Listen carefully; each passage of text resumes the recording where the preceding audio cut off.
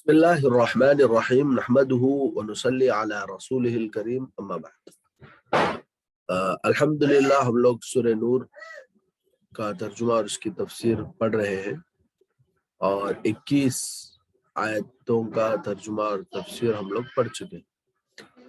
اب ہم لوگ سورہ نور کی آیت نمبر 22 پڑھنے جا رہے ہیں، 22 اور 23 دیکھیے۔ اعوذ باللہ من الشیطان الرجیم بسم اللہ الرحمن الرحیم ولا يأتل أولو الفضل منكم والسعة أن يؤتوا أولي القربى والمساكين والمهاجرين في سبيل الله وليعفوا ويصفحوا ألا تحبون أن يغفر الله لكم والله غفور رحيم۔ اور تم میں سے اہل خیر اور خوشحال لوگوں کو، اہل خیر کس کو بولتے بولے تو قرآن کے اندر مال کو بہت سارے جگہ خیر کہا گیا ہے۔ اہل خیر یعنی مالدار، ٹھیک ہے۔ اور تم میں سے اہل خیر یعنی مالدار اور خوشحال لوگوں کو قسم نہ کھانی چاہیے کہ وہ رشتہ داروں، ضرورت مندوں اور اللہ کے راستے میں ہجرت کرنے والوں کو مالی مدد نہیں دیں گے، اور معافی اور درگزر سے کام لینا چاہیے۔ کیا تم نہیں چاہتے کہ اللہ تم کو معاف کر دے؟ اللہ بہت معاف کرنے والے ہیں اور نہایت مہربان ہے۔ اچھا، کیا ہے یہ آیت میں کچھ سمجھ میں آیا؟ اللہ کیا بول رہا بولے تو اگر کسی کو آپ لوگ مالی مدد کر رہے ہیں تو وہ مالی مدد کو روکنا نہیں چاہیے، بول رہے اگر انہوں یعنی جس کی ہم مالی مدد کر رہے ہیں اس کی طرف سے کوئی تکلیف ہم کو پہنچے تو وہ تکلیف کی وجہ سے مالی مدد کو نہیں روکنا چاہیے بلکہ مالی مدد کو جاری رکھنا چاہیے۔ واقعہ کچھ اس طرح ہوا کہ حضرت ابوبکر رضی اللہ تعالیٰ عنہ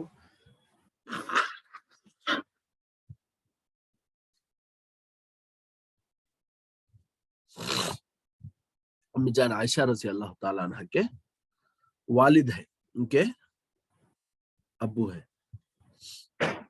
یہ جو واقعہ چلا ہے نا، یعنی امی جان عائشہ پر تہمت لگی،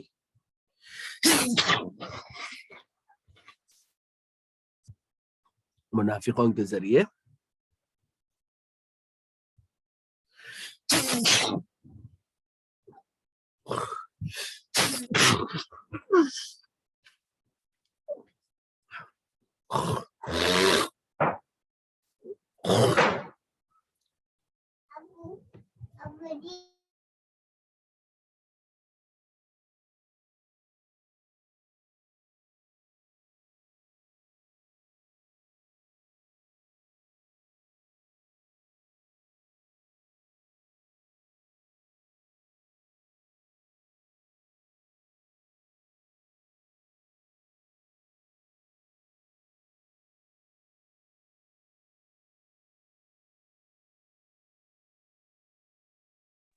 جی تو حضرت ابوبکر رضی اللہ تعالیٰ عنہ ماشاءاللہ مالدار تھے، تو ان کے ایک بھانجے تھے، یعنی ایک ماموزاد بہن کے لڑکے تھے، ان کا نام تھا مصطح بن اساسہ۔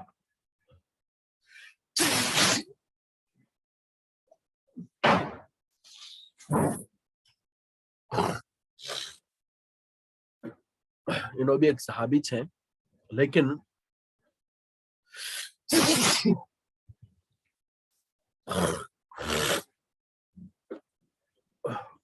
بھولے بھالے انسان تھے، اس لیے منافقوں کے باتوں میں آ کر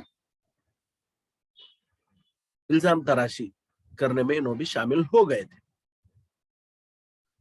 حضرت ابوبکر رضی اللہ تعالیٰ عنہ انہوں بھی ایک انسان ہی تھے نا، تو حضرت ابوبکر رضی اللہ تعالیٰ عنہ کو فطری طور پر ہے نا ان کے اوپر بہت غصہ آیا۔ اچھا، یہ جو صحابی تھے مصطح بن اساسہ حضرت ابوبکر رضی اللہ تعالیٰ عنہ کے ماموزاد بہن کے لڑکے تھے اور بہت غریب تھے، معاشی اعتبار سے بہت تنگ دست تھے، تو حضرت ابوبکر ان کی مدد کرتے تھے۔ جب یہ واقعہ ہوا تو حضرت ابوبکر قسم کھا لیے کہ آئندہ وہ مصطح کی مدد نہیں کریں گے رضی اللہ تعالیٰ۔ اسی موقع پر یہ آیت نازل ہوئی کہ اللہ نے جن کو گنجائش عطا کی ہے، یعنی جن کو اللہ نے مال دیا ہے، ان کو ایسی قسم نہیں کھانی چاہیے. اور پھر یہ کہا پھر کیا ہی خوبصورت انداز میں اللہ تعالیٰ نے فرمایا کہ تم انہیں معاف کر دو. کیا تمہیں پسند نہیں کہ اللہ تم کو معاف کر دے؟ اللہ ہم نہ معاف کرنا بولے تو ضروری ہے کہ ہم بھی دوسروں کو معاف کریں. حضرت ابو بکر رضی اللہ تعالیٰ عنہ کو جب یہ آیت کے بارے میں معلوم ہوا تو انہوں نے فرمائے میں چاہتا ہوں کہ اللہ مجھے معاف فرما دے. نیز حضرت مستح کی دوبارہ مدد کرنے لگے اور فرمایا کہ میں کبھی اس کی مدد نہیں روکوں گا. اچھا، یہاں پر 2-3 باتیں غور کرنے کی. ایک کیا ہے بولے تو کسی مسلمان سے سخت گناہ بھی ہو جائے تو اس کے جو پچھلی نیکیاں ہیں نا وہ ختم نہیں ہو جاتی، کیونکہ حضرت مستح کی ہجرت جیسی نیکی کا ذکر اس آیت کے اندر موجود ہے. حضرت مستح رضی اللہ تعالیٰ عنہ ہجرت کر کو مدینے کو آئے تھے. ان سے غلطی ہوئی، لیکن یہ غلطی کی وجہ سے پیچھے کے پورے نیکیاں ختم نہیں ہو جاتے. یہ ایک بات سمجھنے کی. اچھا، دوسری چیز کیا ہے بولے تو مسلمان آپس میں ایک دوسرے کے ساتھ عفو درگزر کا راستہ اختیار کرنا چاہیے. ہمیشہ آپس میں ایک دوسرے کو معاف کرنا چاہیے. کیوں؟ اس لیے کہ اگر ہم زمین والوں پر رحم کریں گے تو آسمان والا ہم پر رحم کرے گا. زمین والوں کے ساتھ ہم اچھا سلوک کریں گے تو آسمان والا ہمارے ساتھ اچھا سلوک کرے گا. اچھا، یہ باتیں اللہ تعالیٰ نے ہمیں سمجھایا اس آیت کے اندر. ٹھیک ہے جی، آگے دیکھیے. بسم اللہ الرحمن الرحیم. ان الذين يرمون المحصنات الغافلات المؤمنات لعنوا في الدنيا والآخرة ولهم عذاب عظيم. جو لوگ پاک دامن بھولی بھالی مسلمان عورتوں پر تہمت لگاتے ہیں، یقیناً ان پر دنیا میں اور آخرت میں لعنت ہے اور ان کے لیے عذاب سخت ہے. اور ان کے لیے سخت عذاب ہے. جی، جو تہمت لگاتے نا ان کا سے دنیا میں بھی عذاب، آخرت میں بھی عذاب. دنیا میں عذاب کیا بولے تو اب ان کی گواہی قبول نہیں ہوتی، وہ ان کے لیے عذاب سے کم نہیں ہے. اس لیے کہ ایک بندے کو کیا بول دے بولے تو اس کی بات ایکسپٹ کرنے کے ایلیجیبل نہیں ہے، اس کی گواہی ایکسپٹ کرنے کے یہ لوگ انہیں قابل نہیں ہے بولے تو وہ اس کے لیے بڑی لعنت کی چیز ہے نا.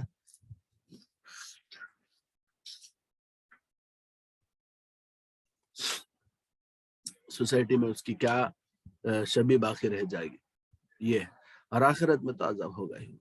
بہرحال اگر کوئی بھی ایمان والا بڑی سے بڑی غلطی بھی اگر کرتا ہے، بعد میں اس کو اس کی غلطی کا احساس ہو جاتا ہے، وہ اللہ کی بارگاہ میں ہاتھ اٹھا کر گڑ گڑا کر اپنے گناہوں سے توبہ کرتا ہے تو اللہ تعالیٰ ہر گناہ اس کا معاف فرما دیتے ہیں. یہ بات ذہن میں رکھنے کی ہے اور اس کو ذہن میں رکھنا چاہیے. اچھا،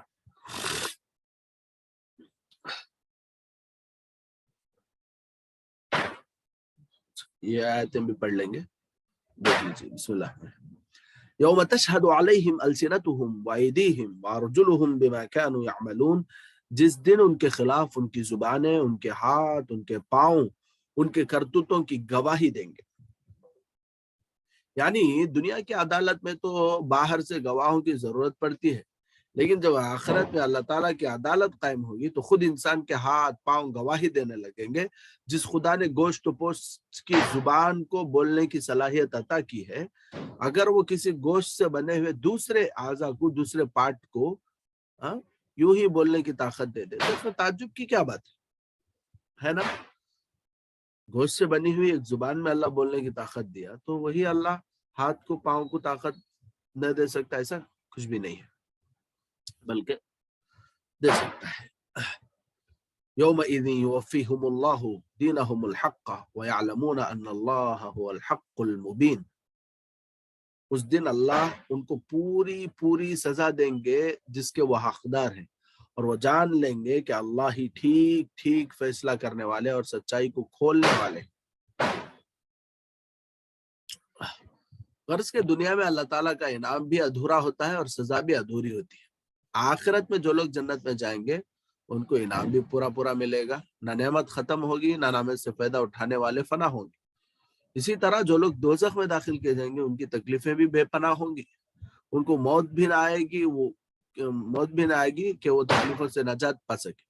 इस आयत में इस बात की तरफ भी इशारा हो गया कि अगर किसी पर हद शरई सजा जारी हो जाए लेकिन वो तौबा इस्तिग़फ़ार ना करे तो आखिरत की सजा माफ नहीं होगी।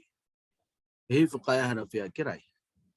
जी, हद किसी के ऊपर जारी हो गई तो उसका गुनाह माफ नहीं हो जाता, बल्कि उन्हें तौबा इस्तिग़फ़ार करना जरूरी है। अभी थोड़ी देर पहले मैंने आपको बताया कि तौबा व इस्तिग़फ़ार से हर गुनाह अल्लाह माफ फरमा देते हैं, तो इसलिए इंसान को हमेशा अपने गुनाहों पर नादिम और पशेमा होना चाहिए और अपने गुनाहों की तौबा फौरन अल्लाह से मांग लेनी चाहिए। आगे अल्लाह देखिए क्या फरमा रहे हैं, अल-खबीसातु लिल-खबीसीन वल-खबीसून लिल-खबीसात वत-तय्यिबातु लित-तय्यिबीन वत-तय्यिबून लित-तय्यिबात उलाइका मुबर्रऊन मिम्मा यक़ूलून लहुम मग़फ़िरतुन व रिज़्क़ुन करीम। गंदी औरतें ही गंदे मर्दों के लायक है और गंदे मर्द ही गंदी औरतों के काबिल है, और पाक दामन मर्दों के शाया निशान पाक दामन औरतें और पाक दामन औरतों के शाया निशान पाक दामन मर्द है। ये तोहमत लगाने वाले जो कुछ कहते फिरते हैं वो लोग उससे पाक हैं, उनके लिए बख्शिश और इज्जत वाली रोजी है। यानी पैगंबर की जात सबसे ज्यादा पाकीज़ा होती है, इसलिए अल्लाह ताला की तरफ से उनके लिए ऐसी ही बीवी का इंतखाब किया जाता है जो इंतहाई पाक दामन हो। बस ये बात कैसे सोची जा सकती है कि आप सल्लल्लाहु अलैहि वसल्लम के लिए अल्लाह ताला ने ऐसी बीवी का इंतखाब फरमाया हो जो इफ़्फ़त इस्मत की हामिल ना हो। ये कोई सोचे जाने वाली बातिश नहीं है। इस आयत में इंसान के मिजाज और मजाक को भी वाज़े किया गया है कि जो लोग खुद बदकिरदार होते हैं वही जानते बूझते अपने लिए बदकिरदार जोड़े का इंतखाब कर सकते हैं। इसका मतलब ये नहीं कि पाकदामन मर्द का निकाह अगर ऐसी औरत से हो जाए जो पाकदामन ना हो, या पाकदामन औरत का निकाह ऐसे मर्द से हो जाए जिसको इफ़्फ़त और इस्मत का ख्याल ना हो, तो निकाह ही मुनक़िद नहीं होगा। बल्कि ये अखलाकी तालीम है कि रिश्ते के इंतखाब में जो चीज सबसे ज्यादा पेश नजर रखने के लायक है वो है इंसान की पाकबाजी और पाकदामनी। इस आयत के अंदर क्या है बोले तो गंदे मर्द गंदे औरतों के लिए और गंदे औरतें गंदे मर्द के लिए है बोलकर अल्लाह बोल। तो इसका मतलब क्या है?